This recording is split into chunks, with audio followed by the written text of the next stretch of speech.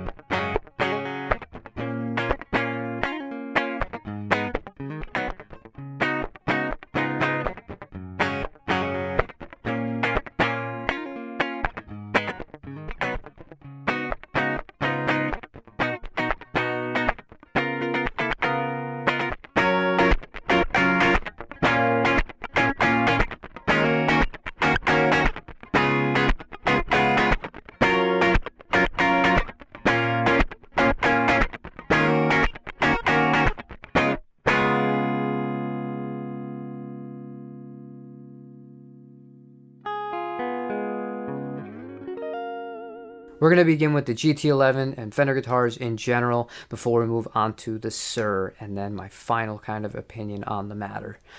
This specific guitar, the GT11 from Sweetwater, is in my opinion the best production Stratocaster that you can get if you don't want vintage specs.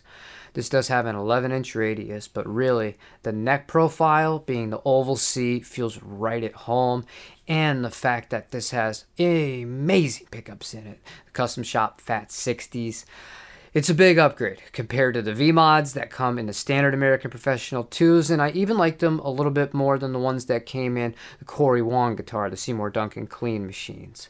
Another thing that's a little bit different for this guitar compared to the Suhr and the American Ultra, which some people will be looking at and comparing with the Suhr, the D and the compound radius neck. Now, the shape of this one, I already mentioned, is the oval C. It's super comfortable. If you are thinking about an Ultra versus the Suhr, though, I definitely think that it's a little bit different compared to a regular old Fender neck, not because of the compound radius, just because of the actual shape of it and the shoulder that differs from a typical C-shaped neck. They're all really comfortable, but one thing that I absolutely want to reiterate here, because I said this when I initially reviewed this guitar, and this is, again, just my own personal experience with multiple brand new Fender instruments over the years, and especially recently, I did not have confidence that the frets were going to be level on this guitar, or at least close enough that I was going to be able to get this thing dialed in and really up and going to my standards right away. And because of that, I did have this guitar plecked by Sweetwater before it showed up to me to make sure I wasn't going to have any problems. With Fender, it kind of is what it is. You have to consider how many guitars they're making, and yeah, it's just one of those things where they're not always going to have all the time and the resources allotted to, even though they should, make sure things like that are done and are done right. But all that being said, I do think that this is a really good guitar. In reality, the Suhr has a lot in common with the GT11, but it has a few things that really, to me, make it worth the extra money. And the first thing is the actual neck. I just talked to you about the neck on the GT11 and how I didn't trust Fender to do the fretwork properly. Not only was the fretwork aces on this one, just like it was on my Alt-T, but again, similar to the Alt-T, the frets were so well polished from the factory, and it's just one of those things, again, they're not making as many guitars, so they're taking the time to make sure each and every one of them goes out the door to their standards, and that says a lot to me, and I do appreciate that as a customer.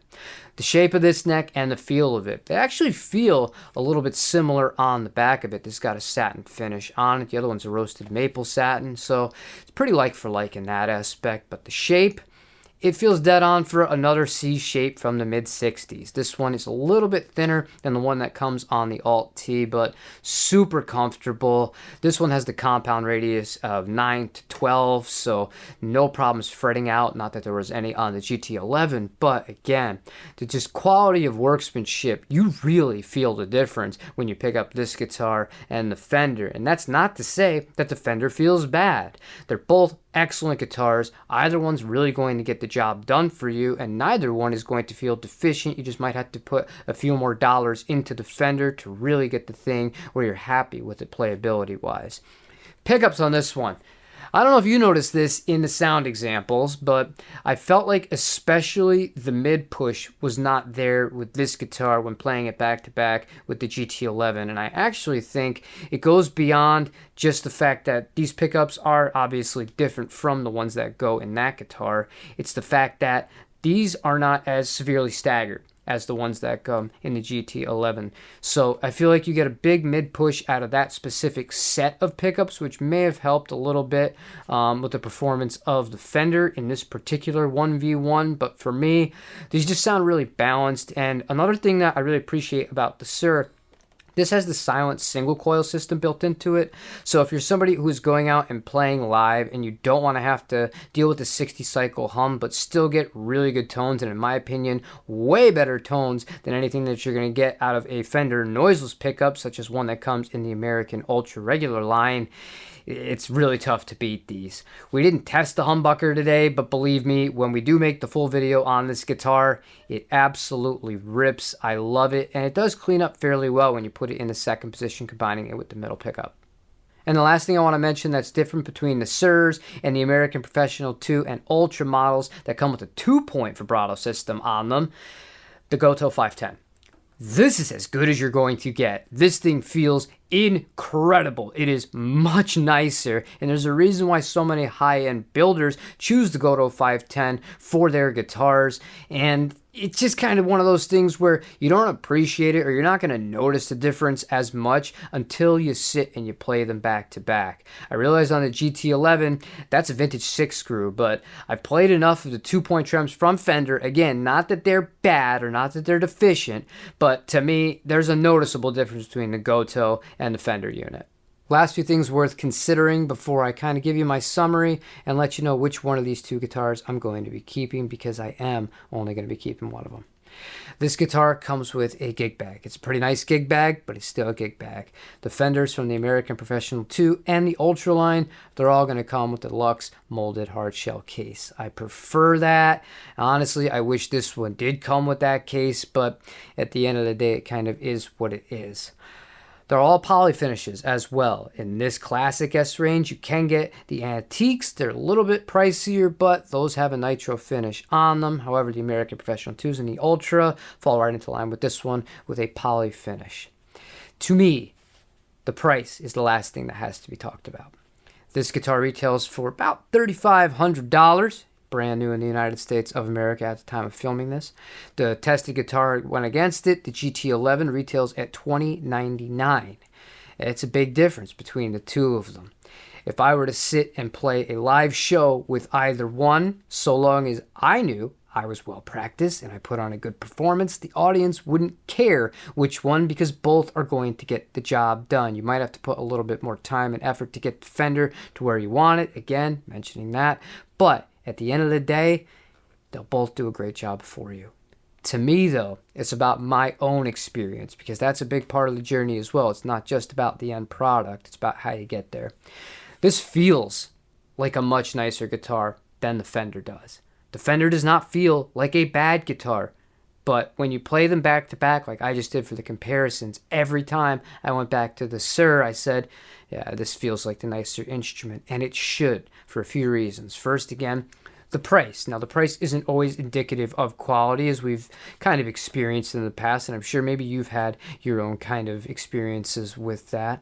But to me, knowing that this company, they're not making a billion of these guitars. They're not on some assembly line just pumping them out like absolute hotcakes for everybody. So what that allows them to do, each one gets the time it deserves to make sure that the customer is getting a product that is ready to go immediately and is not going to have problems. And if they do have problems, I have seen how John Suhr himself responds to them and quickly addresses them. So when people post on the gear page, yeah, the owner of the company himself, he's the one that's saying, let's get in talk, let's get in touch with each other, and let's figure this out. I'm going to take care of you. So to me, that says a lot about him, his brand, but as a whole here, this would be the one I would choose. It's worth the extra money to me. I totally understand people that go the other way, though, because you can absolutely swap around pickups. Again, you can get your frets leveled, whether it's from a Plek machine or if you have an awesome tech that does a killer job, you can really have things set the way exactly you want and save some money if you do choose the Fender route. That's it for today. Obviously, I'm keeping the Suhr. We're going to be getting rid of the Fender GT11 Stratocaster. As nice as it is, I do not need two modern style Stratocasters. If you found this video helpful, entertaining, or informative, you can leave me a comment and let me know. If you have any further questions, you can also do that in the comments section. Thank you for watching today's video, and I hope that you have a wonderful rest of your day. Take it easy, everybody.